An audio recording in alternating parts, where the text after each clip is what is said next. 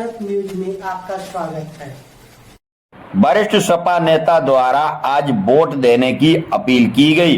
छिबरामऊ तहसील क्षेत्र के असालताबाद के पूर्व प्रधान विनोद यादव द्वारा समाजवादी पार्टी में वोट देने की अपील के साथ साथ उन्होंने लोगों से आह्वान किया कि सभी लोग अपने मताधिकार का प्रयोग करें।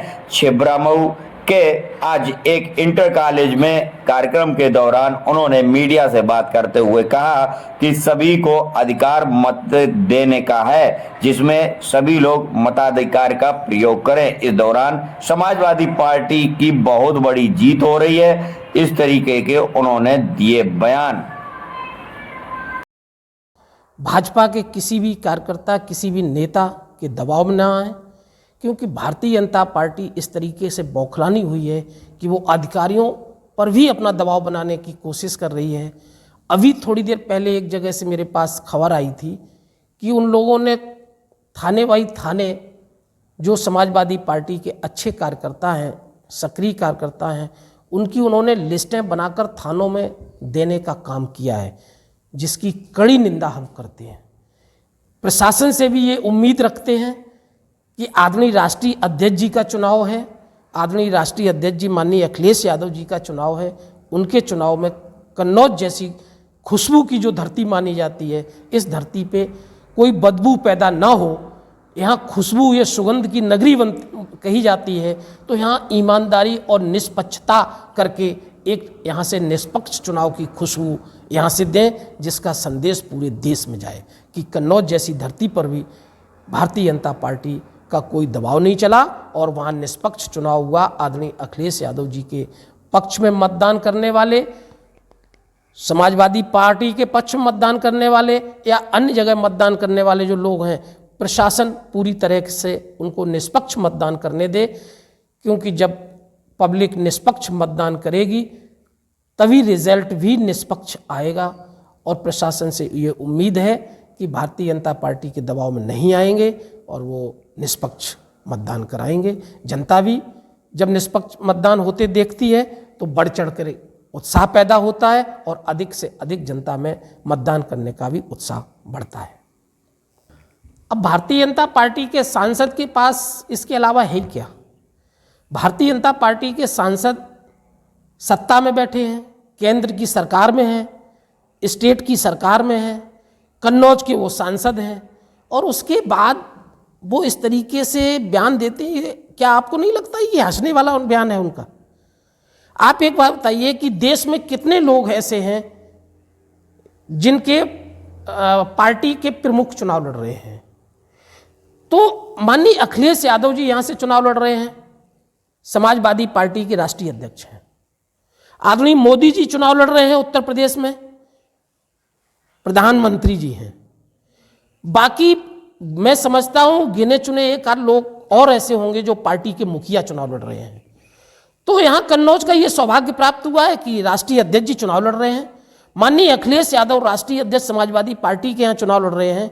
माननीय राष्ट्रीय अध्यक्ष अखिलेश यादव जी वो शख्सियत हैं जो सांसद बनाते हैं, देश को समाजवादी पार्टी से सांसद देते हैं, और सुब्रत जी खुद सांसद की टिकट लेने के लिए गिड़गिड़ाते हैं पार्टी पे, और माननीय अखिलेश जी टिकट बांटते हैं। तो अंतर देखिए ना, कितना बड़ा अंतर है कि हमारे नेता टिकट बांटते हैं, सांसद बनाते हैं हम लोग, और सुब्रत पाठक जी अपनी टिकट के लिए भी गिड़गिड़ाते हैं। तो जो एक अपनी टिकट के लिए गिड़गिड़ाने वाला व्यक्ति यहां चुनाव लड़ रहा हो और हमारे राष्ट्रीय अध्यक्ष जी सांसद पैदा करते हैं, तो हम लोग सांसद टिकट देके, अच्छे लोगों को टिकट देके समाजवादी पार्टी सांसद बनाने का काम करती है। सुब्रत पाठक जी सांसद बनने के लिए परेशान हैं और उन्हें शायद ये नहीं मालूम है कि आदरणीय राष्ट्रीय अध्यक्ष जी को उन्होंने ही बुलाया है। अगर इनके बड़बोलेपन न होते और ये चैलेंज भरी बातें ना करते तो मैं समझता हूं कि माननीय राष्ट्रीय अध्यक्ष जी बड़े नेता हैं, वो कहीं से भी चुनाव लड़ सकते थे।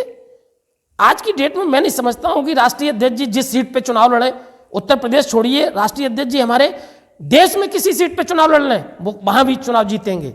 और कन्नौज की धरती है। अब आप बताइए कि जब राष्ट्रीय अध्यक्ष जी चुनाव लड़ रहे हैं, देश के नेता हैं माननीय अखिलेश जी, और जब देश के नेता हैं तो समाजवादी पार्टी के और जो लोग उन्हें पसंद करते हैं, उनकी नीतियों को पसंद करते हैं, समाजवादी पार्टी के विचारों को पसंद करते हैं, वो लोग साधारण सी बात है कन्नौज की धरती पे आएंगे, प्रचार करेंगे। अब यहाँ हर समाज के व्यक्ति आते हैं, प्रचार करते हैं, माननीय अखिलेश जी के लिए जनता के बीच में जाते हैं और उन लोगों को सुब्रत पाठक जी आतंकी गतिविधियों में कहीं लिप्त बताते हैं, कहीं उन्हें आतंकी बताते हैं। मैं समझता हूं कि उनकी मानसिक स्थिति भी खराब हो चुकी है, इसलिए वो सर्व समाज के नेताओं में, अभी बताइए आप हमारे पाल समाज से हमारे प्रदेश अध्यक्ष जी जो बनाए गए हैं वो भी यहाँ वोट मांगने आए हैं, तो क्या आपने उनके ऊपर भी ये कटाक्ष किया? यहाँ वैश्य समाज से लोग वोट मांगने आए, यहाँ ब्राह्मण समाज से लोग वोट मांगने आए, जोशी समाज से वोट मांगने आए, साक्य समाज से वोट मांगने आए, कटेरिया समाज से लोग वोट मांग रहे हैं, अंबेडकर समाज से लोग वोट मांग रहे हैं। हम लोग इंसानों की बात करते हैं, बस इन्हें घबराहट इस बात की है कि हम लोग इंसानों की बात करते हैं और ये लोग आतंकवादी हिंदुस्तान और पाकिस्तान की बात करते हैं। हम लोग भगवान को मानते हैं, हम लोग राम को मानते हैं, भगवान को मानते हैं, राम को मानते हैं, परशुराम को मानते हैं, हनुमान को मानते हैं।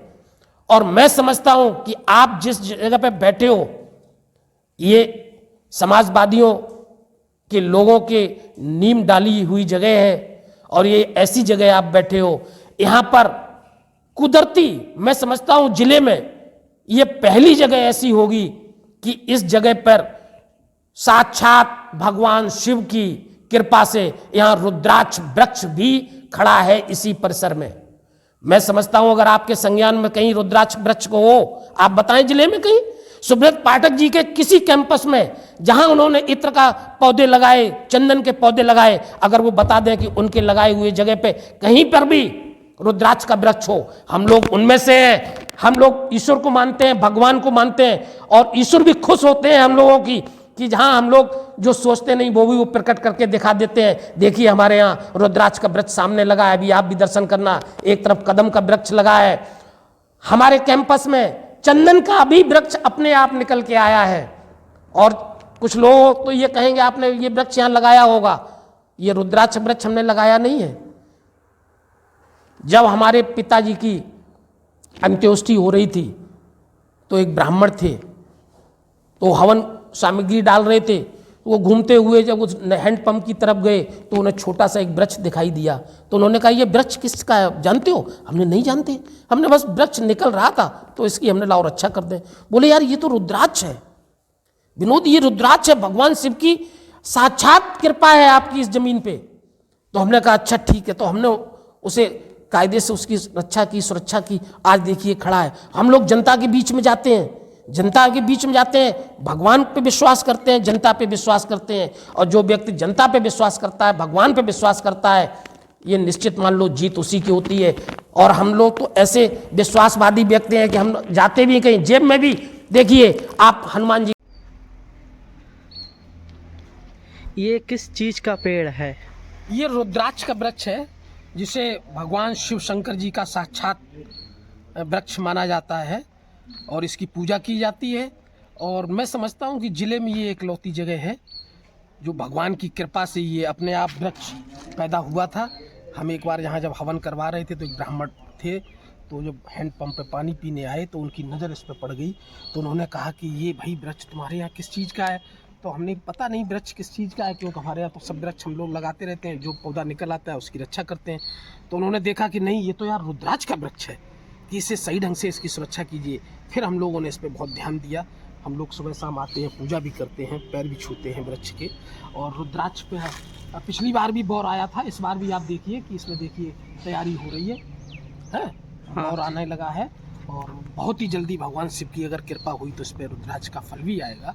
और मैं तो कहता हूँ लोग आए, अच्छी बात है, यहाँ लोग साक्षात शिव भगवान शिव के दर्शन करें, आके आए, दरबार खुला है हमारे यहाँ, तो दरबार सबके लिए खुला रहता है, आए दर्शन करें।